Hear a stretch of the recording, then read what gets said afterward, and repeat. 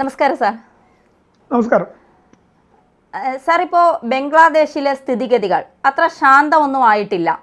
ഇപ്പോൾ പുതിയ ഇടക്കാല സർക്കാർ സത്യപ്രതിജ്ഞ ചെയ്ത് അധികാരമേൽക്കാൻ പോകുന്നു. അത് എത്രത്തോളം ബംഗ്ലാദേശിനെ സംരക്ഷിക്കുമെന്നറിയില്ല. ഈ ബംഗ്ലാദേശിലെ കലാപത്തിൽ ഇന്ത്യയുടെ ഒരു ഇടപെടൽ വേണമായിരുന്നു എന്ന് തോന്നുന്നുണ്ടോ?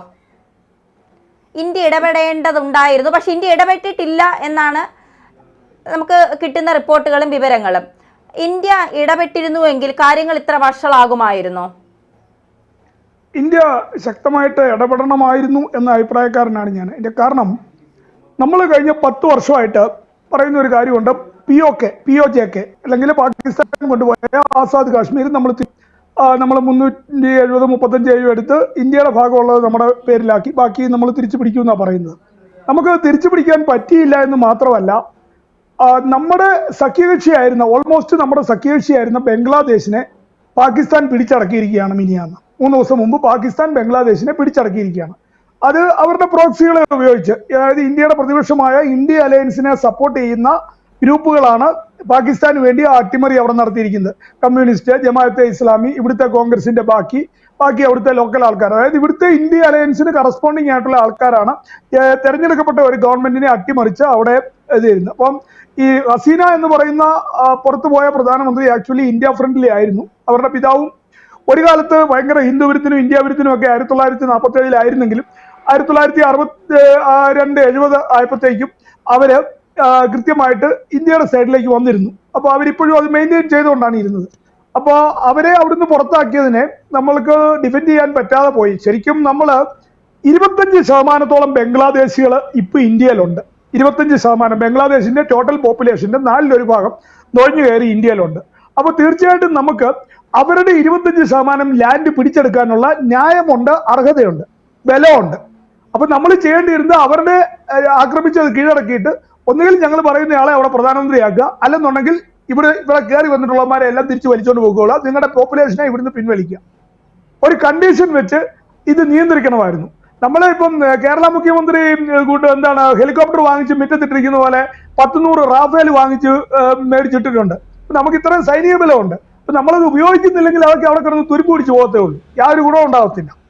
അപ്പൊ ഇത് നമ്മൾ ഇത്രയും ബലം ഉണ്ടായിട്ട് നമ്മളെ സ്നേഹിക്കുന്ന, നമ്മളെ സഹായിക്കുന്ന ഒരാളെ നമുക്ക് സഹായിക്കാൻ പറ്റിയില്ല എന്ന് പറയുന്നത് വലിയ പരാജയമാണ്. മാത്രമല്ല, നമ്മുടെ ശത്രു രാജ്യമായ പാകിസ്ഥാനും ഈ പാകിസ്ഥാനെ താങ്ങി നിർത്തുന്ന നമ്മുടെ പ്രതിപക്ഷവും ഈ ബംഗ്ലാദേശിൽ സ്കോർ ചെയ്യുന്നത് നമ്മൾ കണ്ടിരിക്കുന്നു. അല്ലെ, നമുക്കൊരു പ്രതികരണവും ഇല്ല. ഇതിൽ ഏറ്റവും വലിയ ക്രൂരത, ബംഗ്ലാദേശിൽ 1947 വിഭജനത്തിനോടനുബന്ധിച്ചു അതിനു മുമ്പും മുസ്ലിം ലീഗ് വലിയ തോതിൽ ഹിന്ദു കൂട്ടക്കൊലകൾ നടത്തിയിരുന്നു. ഡയറക്റ്റ് ആക്ഷൻ ഡേ, പല പേരുകളിലും പല രീതിയിലും മുസ്ലിം ലീഗ് പല കൂട്ടക്കൊല നടത്തിയിരുന്നു. അപ്പൊ വിഭജനം കിട്ടിയതിന് ശേഷവും അവരത് തുടരുകയാണ് ചെയ്തത്. 1969-70 ആയപ്പോഴത്തേക്കും പാകിസ്ഥാന്റെ ആർമിയും കൂടെ അവിടെ വീണ്ടും ഈ മുസ്ലിങ്ങൾ തർക്കം, ഇവർ മുസ്ലിങ്ങൾ തമ്മിൽ ആര് ഭരിക്കണം ആര് ഭരിക്കരുത് എന്നൊക്കെ തമ്മിലാണ് തർക്കം. പക്ഷെ കൊല്ലപ്പെടുന്നത് ഹിന്ദുക്കളും ബലാത്സംഗം ചെയ്യപ്പെടുന്നത് ഹിന്ദു വനിതകളുമാണ്. അപ്പൊ ഇതിന് ഈ കഴിഞ്ഞ 75 വർഷമായിട്ട് ഒരു മാറ്റവും ഇല്ല. ഇപ്പൊ ഏറ്റവും സങ്കടകരമായ അവസ്ഥ എന്ന് പറയുന്നത്, ഒരു പ്രധാനമന്ത്രിയെ മാറ്റണമെന്ന് പറഞ്ഞ് പിള്ളേർ സമരം ഉണ്ടാക്കുന്നു.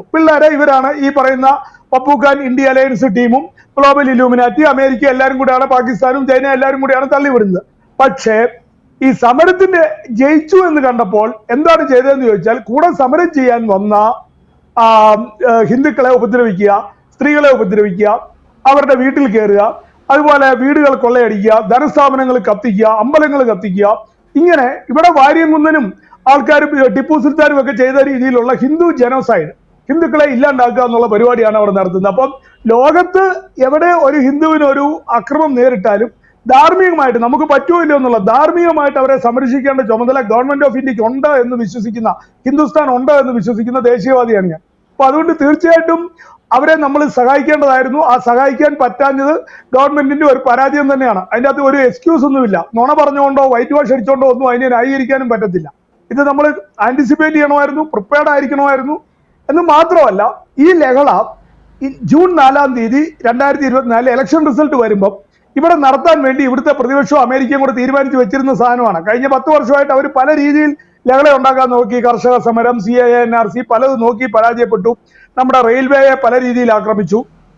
പക്ഷെ ഇപ്രാവശ്യം എന്തുകൊണ്ടോ, അവരുടെ ഭയം കൊണ്ടാണോ അല്ലെ അവർക്ക് ഉദ്ദേശിച്ച പോലെ ആളെ കിട്ടാഞ്ഞതാണോ എന്നറിയില്ല, എന്താണേലും ഇലക്ഷൻ റിസൾട്ട് ഇന്ന് വരെ പ്രതിപക്ഷം അംഗീകരിച്ചിട്ടില്ല. ഇന്ത്യയുടെ പ്രതിപക്ഷം ഇന്ത്യയുടെ ഇലക്ഷൻ റിസൾട്ട് അംഗീകരിച്ചിട്ടില്ല. ഇപ്പോഴും ഞങ്ങൾ 6 മാസം കഴിയുമ്പോൾ മറിച്ചിടുമെന്ന് പറഞ്ഞ് നടക്കുകയാണ്. അപ്പോൾ ഇവിടെ ഇപ്പോഴും ഈ ബംഗ്ലാദേശിലെ ലഹളയുടെ പ്ലാൻ ഇന്ത്യയിലേക്ക് എക്സ്റ്റെൻഡ് ചെയ്യാനുള്ള പ്ലാൻ ഉണ്ട്. അതുകൊണ്ട് ഇതിനെ മുളയിലെ ബംഗ്ലാദേശിലെ ഞുള്ളി കളഞ്ഞിരുന്നുവെങ്കിൽ അത് കൂടുതൽ ആയിരുന്നേനെ. അതായത് ബംഗ്ലാദേശിൽ ഇപ്പൊ ഇന്ത്യയിലോട്ട് എക്സ്റ്റെൻഡ് ചെയ്യാൻ വേണ്ടിയാണ് ബംഗ്ലാദേശിൽ ഈ വിപ്ലവം നടത്തിയിരിക്കുന്നത്. അപ്പൊ അത് തകർക്കേണ്ട ഇപ്പൊ പുടിൻ അതാണ് ചെയ്തത്. ഉക്രൈനെ യൂസ് ചെയ്ത് റഷ്യ കീഴടക്കാൻ നോക്കിയപ്പം അഡ്വാൻസ് ആയിട്ട് കയറി ഉക്രൈനായിട്ട് കൊടുത്തു. ആ രീതിയിൽ ബംഗ്ലാദേശിനെ ഉപയോഗിച്ചുകൊണ്ട് ഇന്ത്യക്കിട്ട് പണി കൊടുക്കാൻ വരുന്നതുകൊണ്ട് നമ്മൾ അഡ്വാൻസ് ആയിട്ട് കൊടുക്കണം. എന്ന് മാത്രമല്ല, രംഗപൂർ ജില്ലയും ചിറ്റഗോങ് ജില്ലയും ഈ 2 ജില്ല ടാക്ടിക്കലായിട്ട് നമ്മൾ കൈവശപ്പെടുത്തേണ്ടതായിരുന്നു. കാരണം ഈസ്റ്റ് ഇന്ത്യയിൽ നിന്നും, അതായത് സെൻട്രൽ പാർട്ട് ഓഫ് ഇന്ത്യയിൽ നിന്നും വരുന്ന ആ റോഡുകളെല്ലാം നമുക്ക് നേരെ മേഘാലയത്തിലോട്ട് കയറാം, രംഗപൂർ ജില്ല നമ്മുടെ കയ്യിലുണ്ടെങ്കിൽ. അതുപോലെ ചിറ്റഗോങ് ഉണ്ടെങ്കിൽ മിസോറാമിനും ത്രിപുരയ്ക്കും കടലിനോടുള്ള ആക്സസ് കിട്ടും. നമുക്ക് ആ സൈഡിൽ കൂടെ ബർമയുടെ പടിഞ്ഞാറേ സൈഡിൽ കൂടെ നമുക്ക് നേവൽ ആക്സസ് കിട്ടുകയും ചെയ്യും. ഈ നെഹ്റുവും ഇന്ദിരാഗാന്ധിയൊക്കെ ദാനമായിട്ട് കൊടുത്ത ഐലൻഡ് ഒക്കെ തിരിച്ചു പിടിക്കായിരുന്നു. ഒത്തിരി ഓപ്പർച്യൂണിറ്റി ഉണ്ടായിരുന്നു. ആ സകല ഓപ്പർച്യൂണിറ്റിയും നമ്മൾ മിസ് ചെയ്തു. അതൊരു വലിയ പരാജയം തന്നെയാണ്. അതിന് ന്യായീകരണമൊന്നുമില്ല. ഷെയ്ഖ് ഹസീനെ നമ്മൾ സംരക്ഷിച്ചു, പക്ഷേ ബംഗ്ലാദേശിലെ ഹിന്ദുക്കളെ നമ്മൾ കുരുതിക്ക് കൊടുത്തു. യെസ്, അത് തന്നെയാണ്. ഷെയ്ഖ് ഹസീനെ സംരക്ഷിക്കപ്പെടാണ്ടിരിക്കുമോ എന്നുള്ളതല്ല നമ്മുടെ വിഷയം. നമ്മുടെ വിഷയം 1 ഹിന്ദുക്കളെ സംരക്ഷിക്കുക, 2 നോർത്ത് ഈസ്റ്റുമായിട്ട് നമ്മുടെ ബന്ധം, അതായത് കരമാർഗവും ഇപ്പൊ വ്യോമമാർഗവും ഉള്ളൂ, പ്രോപ്പറായിട്ട് കരമാർഗവും കടൽ മാർഗവും നമുക്ക് അവിടെ എത്തിച്ചേരാനുള്ള വഴി തുറക്കുക എന്നുള്ള ഒരു അവസരം ഉണ്ടായിരുന്നു. ആ അവസരം നമ്മൾ ടെറിഫിക് ആയിട്ട് മിസ് ചെയ്തു, ട്രാജിക് ആയിട്ട് മിസ് ചെയ്തു. അത് നമ്മൾ ചെയ്യണമായിരുന്നു. കാരണം ഇത്രയും എക്യുപ്മെന്റ്സ് നമുക്കുണ്ട്. ഹസീനയ്ക്കെതിരെ അത് നടന്നപ്പോഴേ നമ്മുടെ വിമാനങ്ങളും നമ്മുടെ ആൾക്കാരും അവരെ ആക്രമിച്ചു കഴിഞ്ഞാൽ അമ്മ പേടിച്ച് വീട്ടിൽ കയറിയാണ്. അതിന് മാത്രമുള്ള സംഭവമൊന്നും ഇല്ല അവിടെ. അപ്പൊ അത് ഇപ്പൊ ഇവരെ പോലും ഒതുക്കാൻ പറ്റാത്ത നമ്മളെങ്ങനെയാ പാകിസ്ഥാനെ ഒതുക്കുന്നത്, നമ്മളെങ്ങനെയാ ചൈനയെ നേരിടുന്നത്? ഇത്രയും ആത്മവിശ്വാസം ഇല്ലാത്ത രീതിയിൽ ഗവൺമെന്റ് നിന്ന് കഴിഞ്ഞു കഴിഞ്ഞാൽ, ഇത്രയും കവേർഡ്ലി ആയിട്ട് ഗവൺമെന്റ് നിന്ന് കഴിഞ്ഞാൽ എങ്ങനെയാണ് ചെയ്യുന്നത്? ഗവൺമെന്റ് ചെയ്യേണ്ടത് ചില കാര്യങ്ങൾ ചെയ്തേ പറ്റത്തുള്ളൂ. ഇടപെടേണ്ട സ്ഥലത്ത് ഇടപെടണം. അല്ലാതെ നമ്മൾ ഗാന്ധിസം പറഞ്ഞുകൊണ്ടിരുന്നോണ്ട് കാര്യമില്ല. ഔട്ട്ഡേറ്റഡ് ആയിട്ടുള്ള സാധനമാണ് ഗാന്ധിസം. അതിന് ലോകം മുഴുവൻ പറഞ്ഞുകൊണ്ട് കാര്യമില്ല. സുഭാഷ് ചന്ദ്രബോസും അംബേദ്കറും പട്ടേലും ഒക്കെ നടത്തുന്ന കാര്യങ്ങളാണ്. ആ ലൈൻ ഓഫ് തിങ്കിങ് ആണ് ഇന്ത്യ അഡോപ്റ്റ് ചെയ്യേണ്ടത്. സുഭാഷ് ചന്ദ്രബോസിന്റെയും പട്ടേലിന്റെയും അംബേദ്കറിന്റെ ഒക്കെ ആ തിങ്കിങ് ലൈനാണ്. ഗാന്ധിസം ഒക്കെ ദൂരെ കളയാനുള്ള സമയമായി. ഇപ്പൊ ഇങ്ങനെ പോയി കഴിഞ്ഞാൽ സംഭവിക്കാൻ പോകുന്നത് ബംഗ്ലാദേശിലെ അട്ടിമറി ശ്രമം ഇന്ത്യയിൽ എപ്പോൾ വേണേ റിപ്പീറ്റ് ചെയ്യാം. അവർക്ക് കോൺഫിഡൻസ് ആയി, ഇത് ഈസി ആയിട്ട് ജയിക്കാം. ഗവൺമെന്റ് ബാക്ക് ഫുട്ടിലാണ്, ഗവൺമെന്റിന് സൈന്യത്തെ ഇറക്കാൻ പേടിയാണ്, അങ്ങനെ ഒരു നരേഷൻ വന്നു. അതൊരിക്കലും നമ്മൾ ചെയ്യാൻ പാടില്ലായിരുന്നു. മാത്രമല്ല എന്താണ് ബംഗ്ലാദേശിലെ ഹിന്ദുക്കൾ എന്ന് പറഞ്ഞിപ്പോ കഴിഞ്ഞ പ്രാവശ്യം 47 വിഭജനം നടന്നപ്പം ഈ ബംഗ്ലാദേശിന് പകരം മാപ്പിളസ്ഥാനായിരുന്നു കൊടുത്തിരുന്നെങ്കിൽ ഇത് ഇന്ന് അനുഭവിക്കേണ്ടി വരുന്നത് നമ്മളായിരുന്നു കേരളത്തില്. അവര് 3-4 സ്ഥലം ചോദിച്ചു, ജിഹാദികളും ലീഗുകാരും 3-4 സ്ഥലം ചോദിച്ചു. പാകിസ്ഥാനും ബംഗ്ലാദേശുമാണ് കൊടുത്തത്, മാപ്പിളസ്ഥാനും ചോദിച്ചിരുന്നു. പക്ഷെങ്കിൽ അത് കൊടുത്തിരുന്നെങ്കിൽ ഇന്ന് നമ്മൾ ഇത് അനുഭവിച്ചേനെ, നമ്മൾ അന്നും അനുഭവിച്ചേനെ. അപ്പൊ അതുകൊണ്ട് ഇന്ത്യയിലെ ഏതെങ്കിലും ഒരു സംസ്ഥാനത്തിന് ഏതെങ്കിലും ഒരു വ്യക്തിക്ക് ബംഗ്ലാദേശിലെ ഹിന്ദു അനുഭവിച്ചോട്ടെ, അത് നമ്മുടെ ആൾക്കാരല്ല എന്ന് പറയുന്നത് തെമ്മാടിത്തരമാണ്. അവര് നമ്മുടെ ആൾക്കാർ തന്നെയാണ്. അത് ലോകത്ത് എവിടെ ഹിന്ദു ഉണ്ടെങ്കിലും അവൻ സനാതനിയാണ്. അവനെ സംരക്ഷിക്കേണ്ട ചുമതല ഗവൺമെന്റ് ഓഫ് ഇന്ത്യക്കാണ്, ഗവൺമെന്റ് ഓഫ് ഇന്ത്യക്ക് മാത്രമാണ്. അത് കൃത്യമായിട്ട് അതിനൊരു ഒരു അസർട്ടീവ് ആയിട്ടുള്ള ഒരു തീരുമാനവും സെൻട്രൽ ഗവൺമെന്റിന്റെ ഭാഗത്തു നിന്ന് ഉണ്ടാകുന്നു. ഡെയിലി അവരുടെ സിറ്റുവേഷൻ മോശമായിരിക്കുകയാണ്. ലേറ്റ് ആയെങ്കിലും കുഴപ്പമില്ല, ഇനിയാണെങ്കിലും ആക്രമിക്കേണ്ടവരെ ആക്രമിക്കണം, അല്ലാണ്ട് അതിനൊരു വഴിയില്ല. കാരണം ഇത് യുദ്ധമാണ്.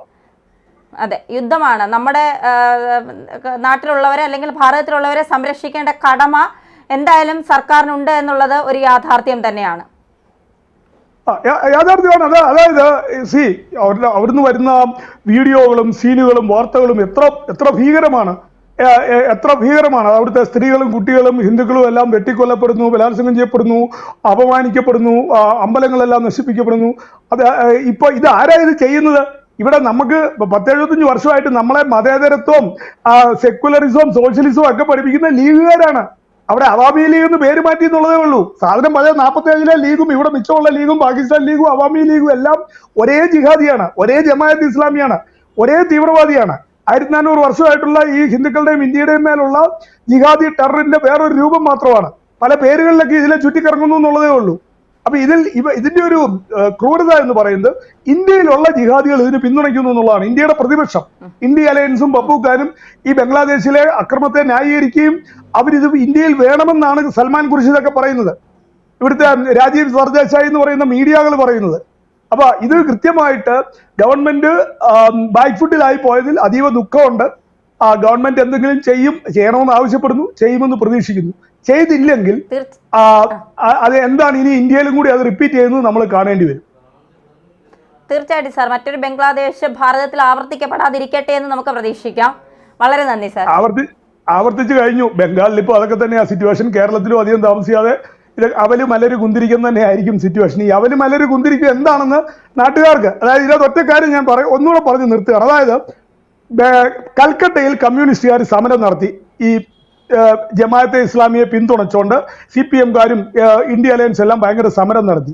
പക്ഷേ ബംഗ്ലാദേശിൽ അട്ടിമറി നടന്നപ്പം ആദ്യം കൊന്നു കെട്ടി തൂക്കിയത് അവിടുത്തെ കമ്മ്യൂണിസ്റ്റ് പാർട്ടിയുടെ ലോക്കൽ സെക്രട്ടറിയാ. നജിബുള്ളയെ കെട്ടി തൂക്കിയ പോലെ അവിടെ കൊന്നു കെട്ടി തൂക്കി. ഇപ്പൊ കേരളത്തിൽ ഇതുപോലത്തെ ഒരു സംഭവം നടന്നാൽ ഇപ്പൊ കേരളത്തിലെ നജിബുള്ള മാൻഡ്രൈക്കിനെയും ഇതുപോലെ കെട്ടി തൂക്കുന്ന സ്ഥിതിയിലോട്ട് കാര്യങ്ങൾ പോകും. അതുകൊണ്ട് ആ നജിബുള്ളയ്ക്ക് സംഭവിച്ചത് കേരളത്തിലെ മാൻഡ്രൈക്കിനൊക്കെ സംഭവിക്കാണ്ടിരിക്കട്ടെ എന്ന് പ്രാർത്ഥിക്കുന്നു. ഇതാണ് അവസാനമായിട്ട് ഇതേപ്പറ്റി പറയാനുള്ളത്. വളരെ നന്ദി സാർ. Thank you.